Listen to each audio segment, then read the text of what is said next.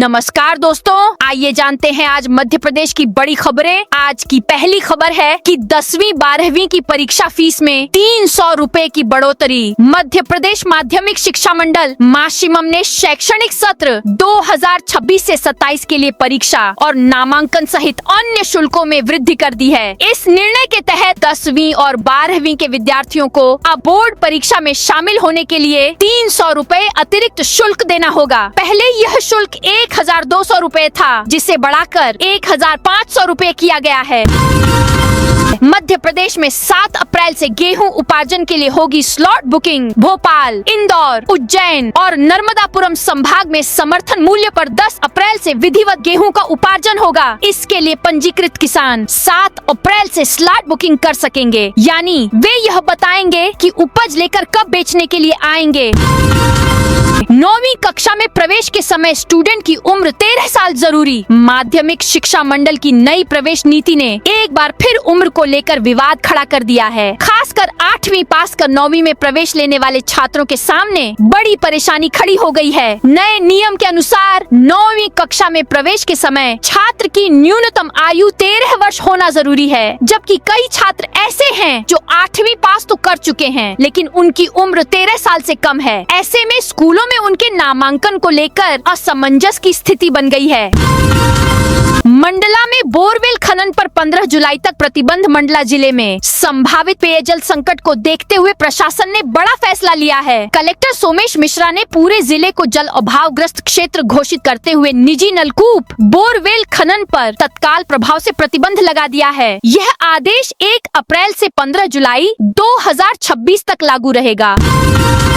सतना में श्रद्धालुओं पर हमले का आरोपी सम्मी खान गिरफ्तार। सतना पुलिस ने जवारा विसर्जन कर लौट रहे श्रद्धालुओं पर हुए हमले के मुख्य आरोपी सम्मी उर्फ समीर खान को गिरफ्तार कर लिया है। इस मामले में 2 अन्य आरोपी शहजाद खान और मोहम्मद कलीम भी पकड़े गए हैं। पुलिस के अनुसार सम्मी खान एक कुख्यात बदमाश है, जिसके खिलाफ मारपीट, लूट और छेड़खानी सहित दर्जन भर से अधिक आपराधिक मामले पहले से दर्ज हैं। इन गिरफ्तारियों के साथ इस मामले में अब तक कुल 5 आरोपियों को पकड़ा जा चुका है।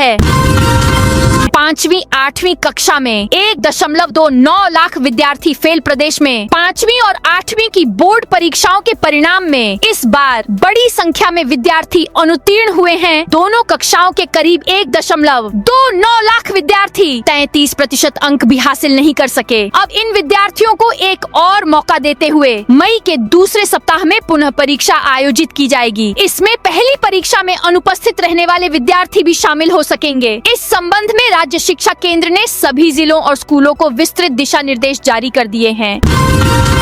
विजय राघवगढ़ विधायक संजय पाठक का बड़ा दांव। प्रदेश के चर्चित विधायकों में शामिल विजय राघवगढ़ विधायक संजय पाठक विवादों और अन्य कार्यों को लेकर हमेशा से सुर्खियों में रहे हैं। अब एक बार उनका एक वीडियो सुर्खियों में है, जिसमें उन्होंने 2.5 साल का कार्यकाल पूरा होने पर मध्यावधि चुनाव की तर्ज पर फिर से जनादेश कराने की घोषणा की है। घोषणा के साथ ही उन्होंने यह भी कहा है कि जनता यदि जनादेश में 51% से कम वोट देती है तो उसी दिन वे इस्तीफा देकर घर बैठ जाएंगे।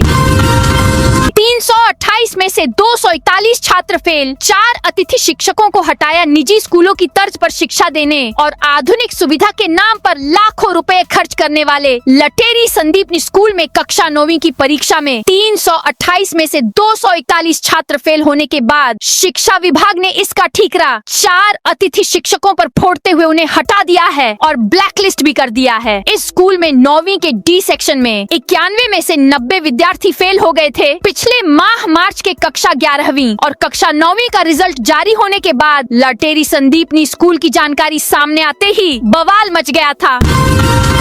इंदौर में एमआईसी मेंबर को जान से मारने की धमकी। इंदौर में एमआईसी सदस्य और पार्षद को जान से मारने की धमकी मिली है। पोस्टर फटा मिलने पर जब वे मौके पर पहुंचे तो वहां धमकी भरी चिट्ठी मिली। उन्होंने इसकी शिकायत पुलिस से की, जिसके बाद एसीपी मौके पर पहुंचे और जांच की। पार्षद ने थाने में औपचारिक शिकायत दर्ज कराई है। पुलिस मामले की जांच में जुटी है।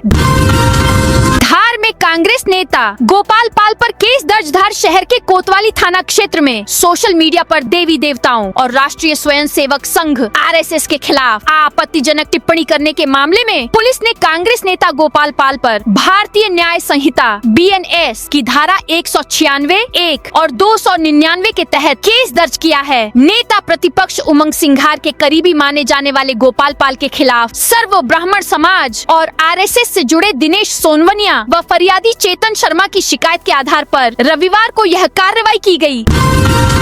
खुरई में नरवाई जलाने पर 3 किसानों के खिलाफ FIR। सागर जिले में नरवाई जलाने के मामले में किसानों के खिलाफ पहली FIR खुरई क्षेत्र से दर्ज की गई है। कलेक्टर संदीप GR के निर्देश पर खुरई तहसील में पुलिस ने त्वरित कार्रवाई करते हुए टीहर गांव के 3 किसानों के खिलाफ मामला दर्ज किया। पुलिस के मुताबिक जिन किसानों पर FIR हुई है उनमें ब्रजेंद्र सिंह लोधी, निहाल सिंह लोधी और दीपेश सिंह लोधी शामिल हैं।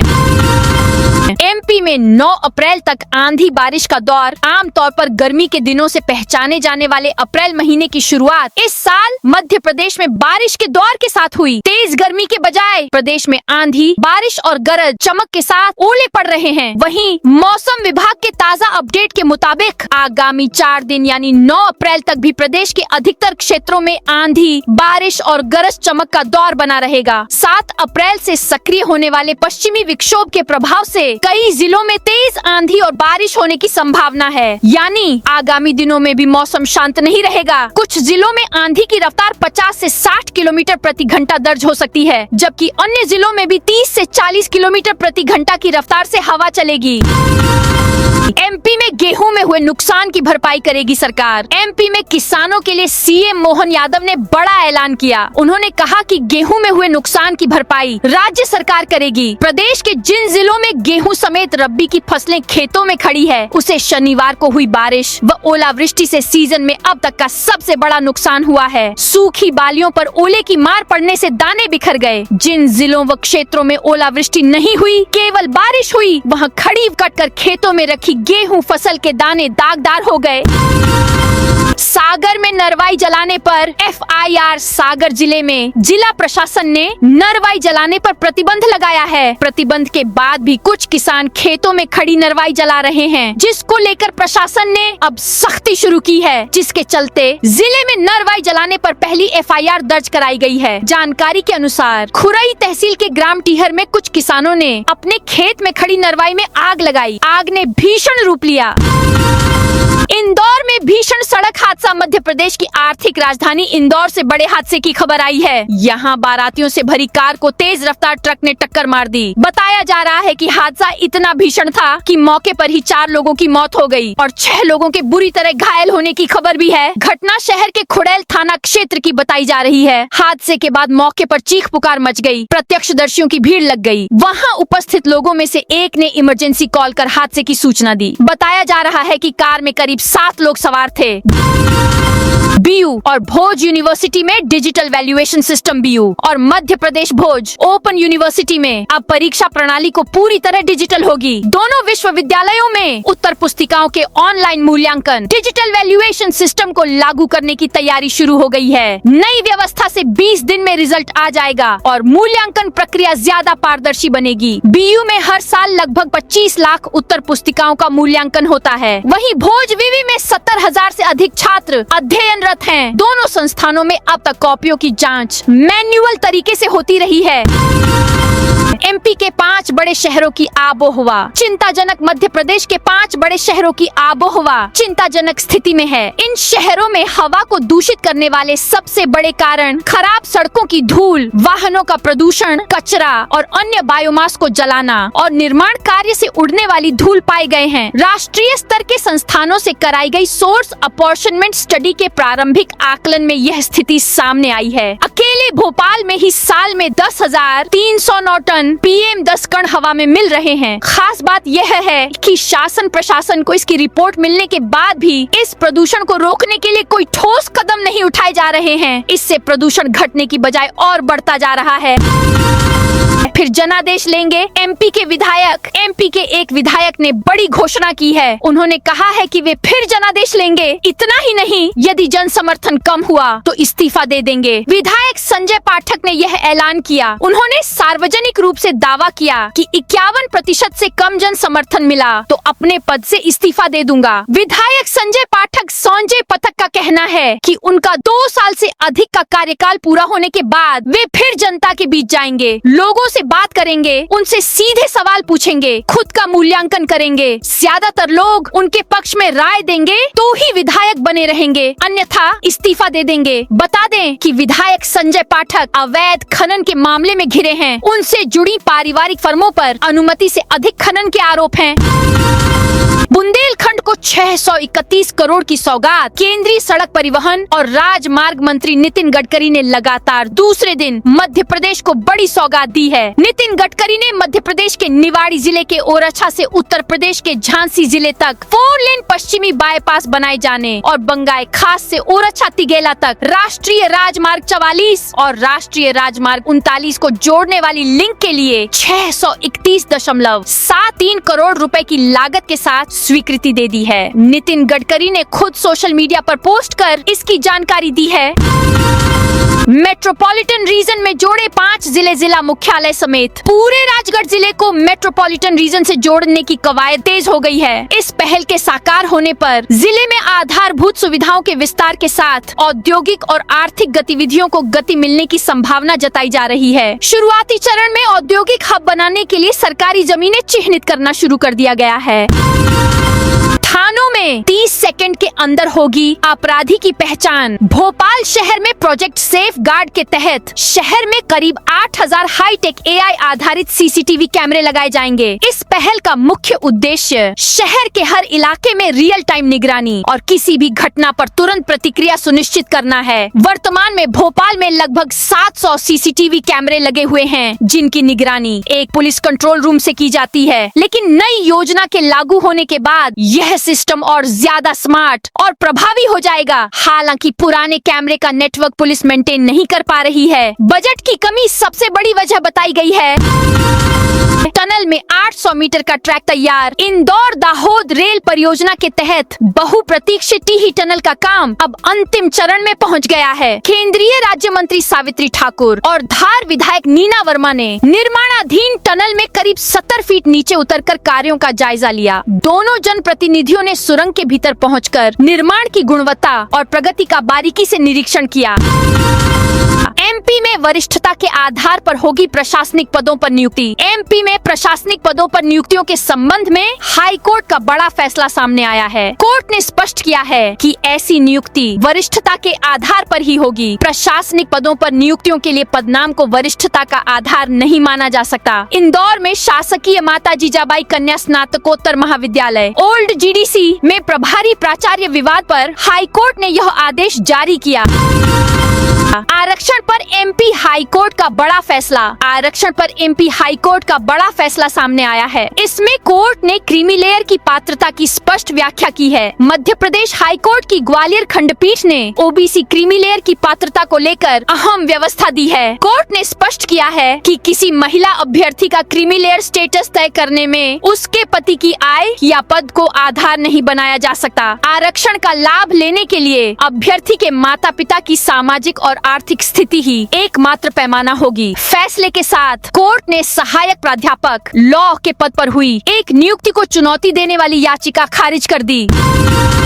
भोपाल में एनएसजी ने किया समग्र क्षमता निर्माण प्रदर्शन। सीपीजी काउंटर टेररिज्म ग्रुप बनाने के लिए मध्य प्रदेश सरकार ने 200 करोड़ की डीपीआर तैयार कर ली है। भविष्य में सभी प्रकार के खतरों से निपटने के लिए भोपाल के ग्राम टुमड़ा में सेंटर बनाएंगे। यह बात मुख्यमंत्री डॉक्टर मोहन यादव ने कही। वे सोमवार को भोपाल के लाल परेड ग्राउंड पर आयोजित राष्ट्रीय सुरक्षा गार्ड एनएसजी के समग्र क्षमता निर्माण प्रशिक्षण एवं प्रदर्शन को संबोधित कर रहे थे। बाद में पुरस्कार वितरण किए गए। 17 जिलों में होगा जिला कार्यालयों का भूमि पूजन। प्रदेश के 17 जिलों में भाजपा के जिला कार्यालयों का भूमि पूजन होगा। इन जिलों में भाजपा के जिला कार्यालयों के लिए जमीन पहले ही खरीदी जा चुकी है। अब यहाँ जिला कार्यालयों का निर्माण कार्य आज से औपचारिक तौर पर शुरू होगा। अब 9 से 10 अप्रैल से ही शुरू होगी गेहूं खरीदी। एमपी में गेहूं की सरकारी खरीदी अब 9 से 10 अप्रैल से शुरू हो जाएगी। सीएम मोहन यादव ने रविवार को 2 बार अफसरों के साथ गेहूं खरीदी को लेकर बैठक की। बैठक में राजस्व मंत्री करण सिंह वर्मा, कृषि मंत्री एदल सिंह कंशाना, खाद्य एवं नागरिक आपूर्ति मंत्री गोविंद सिंह राजपूत, पशुपालन मंत्री लखन पटेल और बीजेपी प्रदेश अध्यक्ष व विधायक हेमंत खंडेलवाल सहित विभागीय अधिकारी उपस्थित थे। छोटे किसानों का गेहूं पहले खरीदा जाएगा। एमपी में गेहूं की सरकारी खरीदी अब 9 से 10 अप्रैल से शुरू हो जाएगी। बैठक में सीएम ने कहा, प्रदेश में इस साल गेहूं की खरीदी तय समय पर शुरू होगी। खास बात यह है कि इस बार खरीदी प्रक्रिया में छोटे किसानों को प्राथमिकता दी जाएगी। छोटे किसानों का गेहूं पहले खरीदा जाएगा, उसके बाद मध्यम और बड़े किसानों की बारी आएगी। रायसेन सहकारी बैंक में 55 लाख का गबन। रायसेन जिला सहकारी केंद्रीय बैंक की चेक क्लियरिंग शाखा में 55 लाख रुपए के गबन का मामला सामने आया है। इस मामले में कार्रवाई करते हुए बैंक प्रबंधन ने शाखा में पदस्थ कर्मचारी मोहम्मद शाहिद खान को तत्काल प्रभाव से निलंबित कर दिया है। हरदा में प्रतिबंध के बावजूद बोरिंग मशीन जब्त। हरदा जिले में कलेक्टर सिद्धार्थ जैन द्वारा नलकूप खनन पर प्रतिबंध के बावजूद अवैध बोरिंग जारी है। रविवार रात टिमरनी थाना क्षेत्र की करताना चौकी पुलिस ने ग्राम काथड़ी में एक खेत से अवैध बोरिंग मशीन जब्त की है। प्रवीण तोगड़िया 7 अप्रैल को धार आएंगे। अंतर्राष्ट्रीय हिंदू परिषद और राष्ट्रीय बजरंग दल के संस्थापक प्रवीण तोगड़िया 7 अप्रैल 2026 को धार का दौरा करेंगे। इस दौरान वे ऐतिहासिक भोजशाला में सत्याग्रह में शामिल होंगे और कार्यकर्ता सम्मेलन को संबोधित करेंगे। राम जन्मभूमि आंदोलन के प्रमुख चेहरों में से एक डॉक्टर तोगड़िया अपने धार प्रवास के दौरान भोजशाला सत्याग्रह में भाग लेंगे। वे यहाँ कार्यकर्ताओं का मार्गदर्शन भी करेंगे। एफटीएल के 50 मीटर दायरे में कार्रवाई। बड़े तालाब के एफटीएल के 50 मीटर दायरे में आने वाले अतिक्रमण हटाने की मुहिम अब जिला प्रशासन 4 दिन पहले शुरू करने जा रहा है। शनिवार को 10 अप्रैल से कार्रवाई की बात कही गई थी, लेकिन रविवार को जारी आदेश में 6 अप्रैल यानी सोमवार से बुलडोजर कार्रवाई तय की गई है। प्रशासन ने कुल 347 अतिक्रमण चिन्हित किए हैं। सीहोर में 2 उर्वरक विक्रेताओं के लाइसेंस निलंबित। सीहोर में कृषि विभाग ने ई विकास पोर्टल के माध्यम से उर्वरक नहीं बेचने वाले 11 विक्रेताओं पर रविवार को कार्रवाई की है। इनमें से 2 उर्वरक विक्रेताओं के लाइसेंस निलंबित किए गए हैं, जबकि 9 को कारण बताओ नोटिस जारी किए गए हैं। यह कार्रवाई शासन के निर्देशों के अनुरूप की गई है। किसानों को उर्वरक का सुगम वितरण सुनिश्चित करने के लिए प्रदेश भर के साथ ही जिले में भी ई उर्वरक वितरण प्रणाली लागू की गई है। एमपी में 5 दिन के अंदर मिलेगा पीएनजी कनेक्शन। मध्य प्रदेश में आवेदन करने के बाद 5 दिन में पीएनजी कनेक्शन मिलेंगे। Residential campus, school, hostel, college, community kitchen और आंगनवाड़ी केंद्रों में जल्दी कनेक्शन दिए जाएंगे। जिन क्षेत्र में पीएनजी लाइन बिछ चुकी है लेकिन कनेक्शन नहीं लिया, तो अगले 3 महीने के भीतर एलपीजी कनेक्शन बंद कर दिया जाएगा। राजगढ़ में शिक्षकों की रणनीति बैठक। त्रिस्तरीय आंदोलन का ऐलान। राजगढ़ में अध्यापक शिक्षक संयुक्त मोर्चा की जिला स्तरीय बैठक रविवार को मिडवे ट्रीट पर आयोजित की गई। इस बैठक में शिक्षक संगठनों के पदाधिकारियों ने आगामी आंदोलन की रणनीति पर चर्चा की और ब्लॉक तथा जिला स्तर पर बैठकों और प्रदर्शन कार्यक्रमों को सफल बनाने का निर्णय लिया। उज्जैन में 15 ग्राम एएमडी ड्रग्स के साथ आरोपी गिरफ्तार। उज्जैन में नशे के खिलाफ चलाए जा रहे अभियान के तहत नील गंगा थाना पुलिस को बड़ी सफलता मिली है। पुलिस ने 15 ग्राम एएमडी ड्रग्स के साथ एक आरोपी को गिरफ्तार किया है। आरोपी के खिलाफ एनडीपीएस एक्ट के तहत मामला दर्ज किया गया है। 18 को भोपाल में प्रदर्शन की तैयारी। इसके तहत 8 अप्रैल को जिला स्तर पर वाहन रैली निकालकर ज्ञापन सौंपा जाएगा। इसके बाद 11 अप्रैल को ब्लॉक स्तर पर ज्ञापन कार्यक्रम आयोजित होगा। अंत में 18 अप्रैल को भोपाल के जम्बूरी पार्क मैदान में प्रदेश भर से शिक्षक शिक्षिकाएं शिक्षक पात्रता परीक्षा का विरोध करने के लिए एकत्रित होंगे। बैठक में सभी ने शिक्षक पात्रता निर्णय के विरोध में नारे लगाए। बुरहानपुर में संयुक्त शिक्षा मोर्चा की रविवार दोपहर कृषि उपज मंडी में बैठक हुई। यह बैठक आगामी प्रदेश स्तरीय कार्यक्रम की रणनीति बनाने के लिए आयोजित की गई थी। रायसेन में 5 पुलिस अधिकारियों के तबादले। रायसेन पुलिस अधीक्षक आशुतोष गुप्ता ने प्रशासनिक कारणों से जिले के 5 पुलिस अधिकारियों के नवीन पदस्थापना आदेश जारी किए हैं। ये तबादले रिक्त पदों की पूर्ति के लिए किए गए हैं और अगले आदेश तक अस्थायी रूप से प्रभावी रहेंगे। आदेश शनिवार दिन रात जारी किए गए थे। रक्षित केंद्र रायसेन में पदस्थ कार्यवाहक निरीक्षक संजीत परते को सिलवानी थाना प्रभारी की जिम्मेदारी सौंपी गई है। वहीं सिलवानी थाना प्रभारी पूनम सविता को अब अजाक थाना प्रभारी बनाया गया है। अब पुरुषों में बांझपन की होगी सटीक जांच। अक्सर देखा गया है कि जब किसी दंपति को संतान सुख नहीं मिलता तो सारा दोष महिलाओं पर मढ़ दिया जाता है। आधुनिक शोध बताते हैं कि लगभग आधे मामलों में समस्या पुरुषों के स्वास्थ्य से जुड़ी होती है। इसी दिशा में एम्स भोपाल के डॉक्टरों ने एक ऐसी बड़ी उपलब्धि हासिल की है। एम्स भोपाल की इस खोज से अब उन पुरुषों का इलाज आसान हो जाएगा जिनकी सामान्य रिपोर्ट तो ठीक आती है फिर भी वे पिता नहीं बन पाते। एमपी कॉलेज एडमिशन 2026 सत्र 2026 से 27 के लिए प्रवेश प्रक्रिया को लेकर तैयारी तेज हो गई है। उच्च शिक्षा विभाग ने सभी विश्वविद्यालयों को निर्देश दिए हैं कि वे अपने अधीन आने वाले संबद्ध कॉलेजों की विस्तृत जानकारी बनाकर भेजें। यह डाटा 25 अप्रैल तक विश्वविद्यालय को जमा करना है। इसके आधार पर ही प्रवेश देने वाले संस्थानों की अंतिम सूची जारी की जाएगी। इस सत्र से विभाग को पारंपरिक और व्यावसायिक के अलावा नर्सिंग पाठ्यक्रम के लिए भी प्रवेश प्रक्रिया करवानी होगी। विभाग ने विश्वविद्यालयों से 10 महत्वपूर्ण बिंदुओं पर कॉलेज की जानकारी देने पर जोर दिया है। अब हेलमेट पहनते ही होगा। जबड़े और दांतों का 3D एक्सरे। एम्स भोपाल जल्द ही दंत चिकित्सा और जबड़े की जांच के क्षेत्र में दुनिया को एक नई दिशा दिखाने जा रहा है। Indian council of medical research ICMR के फर्स्ट इन वर्ल्ड चैलेंज के तहत एम्स में एक हाईटेक हेलमेट विकसित किया जा रहा है। इस हेलमेट को पहनते ही मरीज के दांतों और जबड़े का 3D एक्सरे संभव होगा। यह अपनी तरह का दुनिया का पहला प्रोजेक्ट है जिसमें आर्टिफिशियल इंटेलिजेंस AI का उपयोग कर सटीक डायग्नोसिस किया जाएगा।